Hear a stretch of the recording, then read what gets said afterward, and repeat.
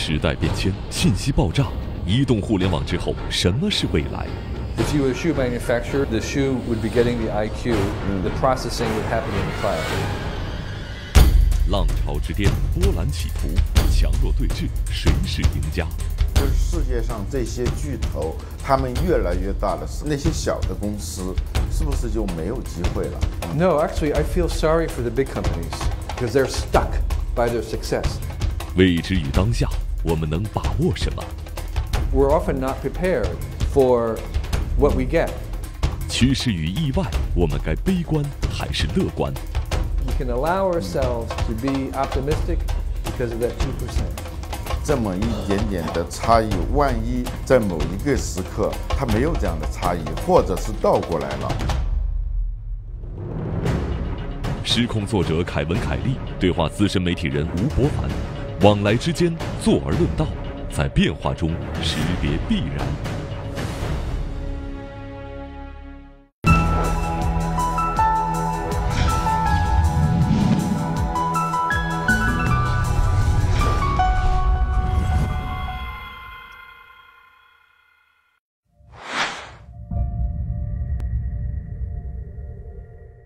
It's always a pleasure to be in China because while I live in Silicon Valley, where the future seems to be happening, I believe that it's happening even faster in China, and I come here to learn as much as I do to teach. 你觉得你在中国看到的和学到的，令你印象最深刻的是什么？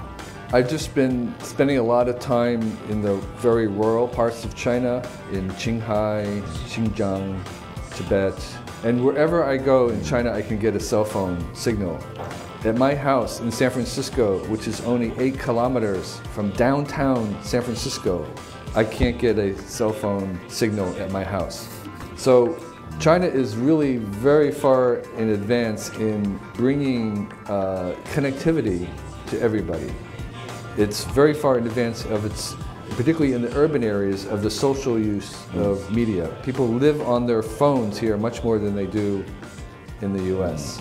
I think China is pioneering many of the social aspects of this new technology way ahead of the US. 你的意思是中国在应用这些技术上是领先的，还是说在某些技术上在世界上已经是非常先进的了？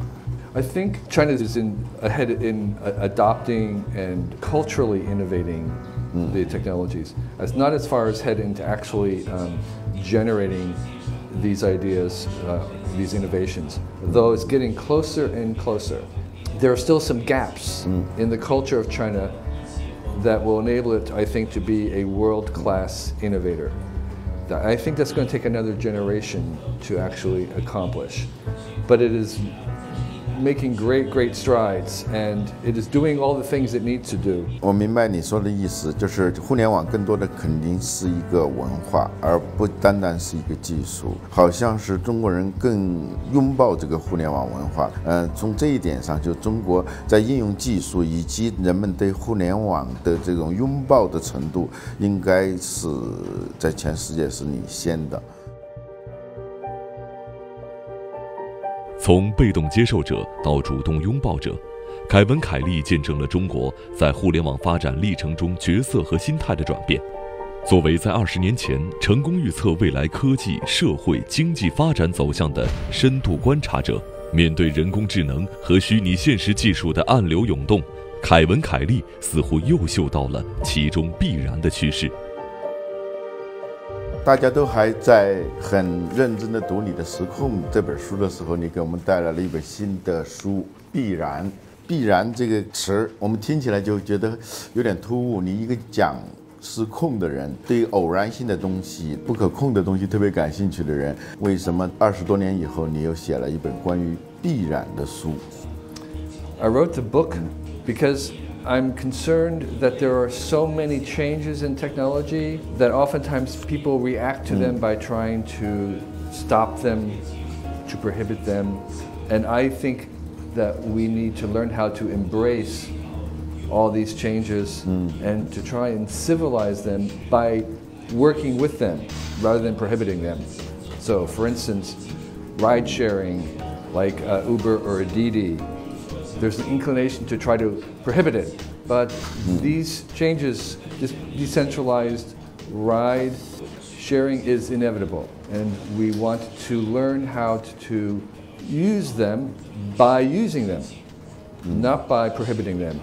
So I go through the book, maybe about 12 different forces that are coming and that we should embrace. And I try and help people be prepared to make the most out of what the future is going to bring. 你在你这本书里头讲了12种力量，这12种力量，你觉得是均衡的吗？还是说有哪些是特别关键的？ I think these 12 trends, like tracking, is something that is dependent on some of the other forces. So they're all codependent. All the forces are working together. But I do think that one of the forces will have the greatest impact on the next 20 years, and that is the force of cognification, or adding intelligence, particularly adding in artificial intelligence to everything that we do. It's happening right now in the US, and there's actually a lot of work in China as well. What's happening is that we are going to turn the intelligence or the IQ into a service like electricity. So 100 years ago, we had the Industrial Revolution, which enabled many people, many innovators, many entrepreneurs to take something that was manual and to electrify it, to automate it. They didn't have to generate the electricity themselves. They just purchased it from the grid. They plugged it in and they got it. The same thing we're going to happen with AI is that there'll be some big AI providers, and they will provide the AI on the web as a service, and you will buy as much AI as you need, and you'll take something that was dumb before, and then you'll make it smarter in a creative way by purchasing the AI and using it for making a new product or service. In the same way that we took all the things that were manual and we electrified them, now we're going to take all the electrical things and we're going to cognify them. We're going to add intelligence to it. So the formula, if you want, for 1,000 or 10,000 new entrepreneurial businesses in the next 20 years is they're going to find something and add AI to it. 这一点呢，也是我感到有点不太理解的。你认为未来人工智能它不是集中在智能的设备、智能的机器上，而它变成的可能是一种服务。你能不能够用一个具体的例子跟我们分享一下？ If you were a shoe manufacturer, you would just subscribe, you would pay to purchase so much IQ, and the shoe would be getting the IQ, the processing would happen in the cloud. Okay, so your shoe would be talking to the cloud, and your shoe would adjust itself depending on how you walked. It would change its shape, and it would even anticipate what you're going to do. So it would change its shape before you actually decided to start running, or you were going to walk on a different kind of pavement. It would know where it was. So it's aware. So that awareness is not coming from within the shoe, because that's very difficult to do. It's sharing the IQ, the intelligence in the cloud. And so it's renting the smartness of the provider, rather than actually having to cram all that intelligence into your shoe. Because the way artificial intelligence works is that the more people that use it, the smarter it gets. The smarter it gets, the more people want to use it. So it's very important that smartness be connected to the cloud, because when it's connected to the cloud, it's really, really smart. It's getting smarter by the minute. All the other smart shoes in the world are communicating with it, and it's learned from all the other shoes. That's the difference. That's why you want to have it connected. So connected intelligence is much smarter than an individual standalone intelligence. 万物连接，个体的智慧成为庞大的远端数据库中一粒微小的尘埃。在未来可预见的几年内，人人都有可能成为名副其实的消费生产者。然而，在对中国商业经济同样有独到解读的资深媒体人吴伯凡眼中，这未必是一件好事。这样说来的话，会不会出现一种情况，就是世界上这些巨头他们越来越大的时候，那些小的公司，它的空间会不会越来越少？因为比如说 Facebook， 它提供了几乎是所有的服务，因为它变得越来越智能，它吸收了越来越多的用户的时候，这本身又成为它的一种生产力。那其他的那些小的公司是不是就没有机会了 In this economy where you have these network effects, there is something we call a natural monopoly. There is a sense in which if you're going to compete against them directly, you're going to lose. They themselves make a platform that enable many third-party opportunities. But if you compete against them directly on the platform level, you will lose. And that may seem unfair, but for three reasons why it's not unfair.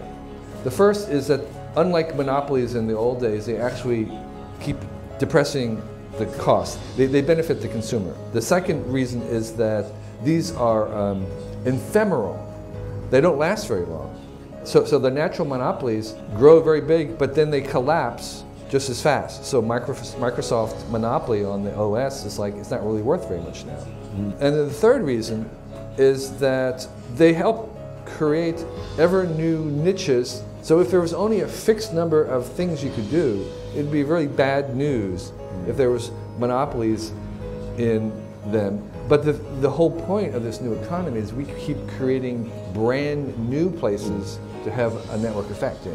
但是这样听起来也的确不是个好消息，因为大公司它不仅是它技术越来越强，它的成本会越来越低。比如说，基于大量的它自然生成的这些数据，成本可以说是零。那些不拥有这种大数据的，或者它不拥有这种大量用户的公司，在这一点上，它完全没办法跟它竞争。即使它可能会有更先进的设备，由于它不能有大量的用户的时候，它的智能，我们说的这种分布式的、互动式的而导致的一种智能，不如大公司的，这样他们几乎是看不到希望的。No, actually, I feel sorry for the big companies. The problem is that the big companies, because of all the reasons what you say, they have these great resources, they can bring down the price to zero. So it makes it very difficult for startups to compete against them. That's true.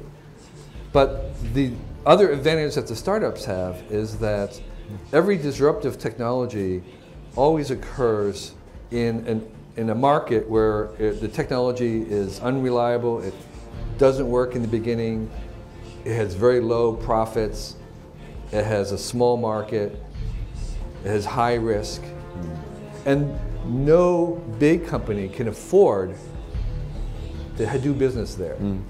Okay, they cannot afford it. The small companies don't have any choice.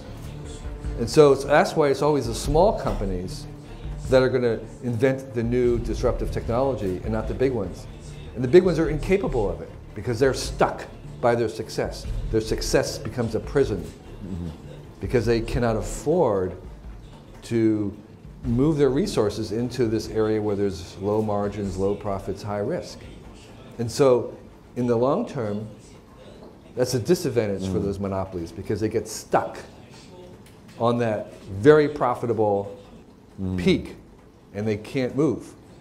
And so in the long term, the small companies have an advantage over the big companies.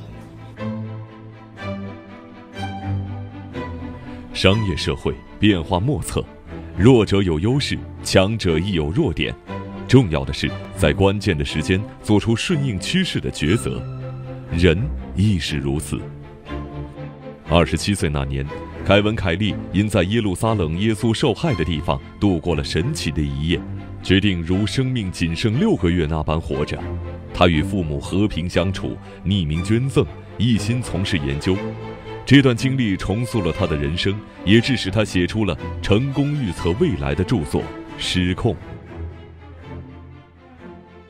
我是最近才知道你在27岁的时候有个奇特的经历，突然意识到自己可能只能活6个月了。在那种时候，你突然改变了你的心智模式、你的行为方式，你去很孝顺的对待父母、对待周围的人，因为你很珍惜这段时间啊。由于这一段经历，使得你变得很健康，变得很智慧。这其实是一个偶然了，在我看来，它不是一个必然。从这一段好像是一个突变，你能跟我们分享的最大的体会是什么？I believe in free will, and I don't think that human lives are inevitable at all.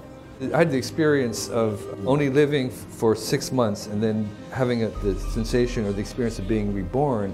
And what I came away from that was a strong interest in the future. So I realized that human beings cannot live without a future, which is what happens if you're going to die in 6 months. You don't have a future. And I realized that that was very inhumane, that part of being a human is being able to look forward into the future, and that a future is actually necessary for us to be truly human. That experience convinced me to spend some time imagining what life is going to be like and try to prepare us for the opportunities that were going to be coming, because I think we're often not prepared for what we get. And if we anticipate what we're going to get, we can prepare to make the most of it. So we're going to have AI. We can't stop it. Let's prepare our education system for AI. Let's prepare our workplace for it. 我记得好像就是Tension 说的，我非常关注未来，因为我的余生都是在那儿度过的。我们今天啊，面对未来的，既是确定的，又是不确定的东西，我们这种警醒的拥抱，不仅仅是你在这本书里头，甚至说我们作为一个人应该有的一种态度。Yes, I call it a vigilant embrace, so that you are aware that every new technology that we invent creates new problems. Doesn't matter. Maybe 49% of what we create is problems. But 51% is good. And that difference between 51% and 49% is very small. But that is what civilization is built on. That's what progress is. It's a very tiny difference between all the problems that we make, 49%, compared to 51% of all the good stuff. We can allow ourselves to be optimistic because of that 2%. 但是呢，这个2%，我自己觉得有点担心，这么一点点的差异，万一在某一个时刻，它没有这样的差异，或者是倒过来了，麻烦会是51%。比如说，一个核电站啊，它突然有一天出问题了，我们是做了很多警醒的拥抱，我们做了很多的预防的这些措施，但是这2%非常的不确定。那么我未来就寄托于这2%的话，我什么理由能让我不是一个悲观主义者呢？So I'll tell you why you can rely on the 2%. It comes from the fact that each time we invent a new technology, we have a new choice that didn't have before. So the very first technology that humans invented was like, maybe a stone axe. And with that stone axe, they could use it to create a house or structure, but they could also use it to kill something. But what they didn't have before was suddenly they had a choice how to use that. That was a new choice. That is a positive. So we're increasing choices. And the reason why there are hundreds of millions of people leaving the villages in China, coming to the cities, why are they doing that? They're buying one-way tickets. They're not going back because they have more choices. 我担心的是，过去我们发明了一把斧子，一把石斧，它使用得当和不得当，它造成的麻烦其实都是很小的。而今天的技术越来越发展到我们善良的人类都没办法来控制它，技术它很多时候在发展的过程当中超乎我们的想象，所以也许我们会想出办法来最终控制它，但是在我们想出办法之前，可能它已经非常的先进了。这个时候呢，我们要学会怎么去控制它呢？ Every year, life gets better on the planet. anybody here could buy a ticket. They could buy a train ticket, bus ticket, and they could go back and they could live in a little village like it was 10 years ago or 50 years ago. Nobody does that because today we have more choices, more options. It's much better today. So the reason why I can be confident that it's going to be better tomorrow is because we've had 10,000 years where every year has gotten better on average. And so the solution to most of the problems caused by technology is not less technology, it's better technology. Because technology is like an idea that you make real. So if I was to talk to you and give you some bad ideas, a really stupid idea, you wouldn't say to me, you should think less. You say you should have a better idea. So the solution to a bad idea is not less thinking or no thinking, it's better thinking. 你有一点说服我了，就是未来技术它会解决它自身制造出来的一些麻烦，出乎我们意料的。So I'm very optimistic that we will use our collective intelligence to solve the problems that we have created with the knowledge that those solutions will make new problems, fix things, that's never ending. But that is actually a source of innovation.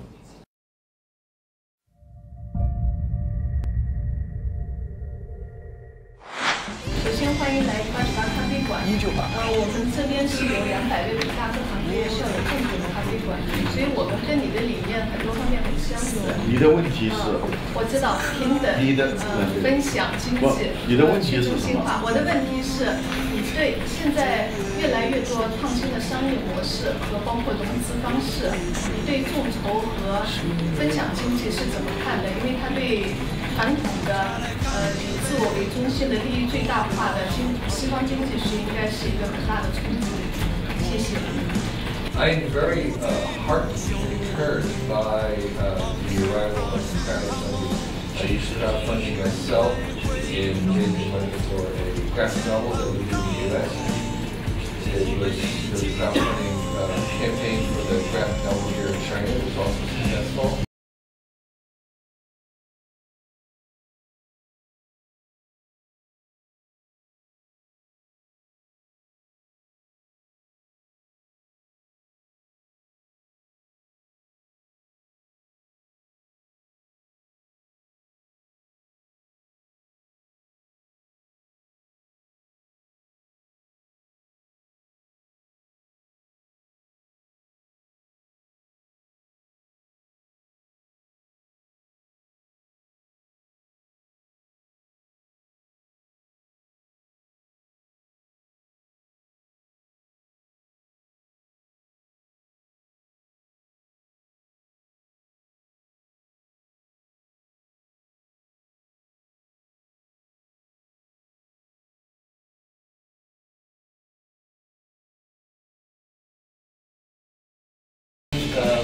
Device as well. So I am very, very.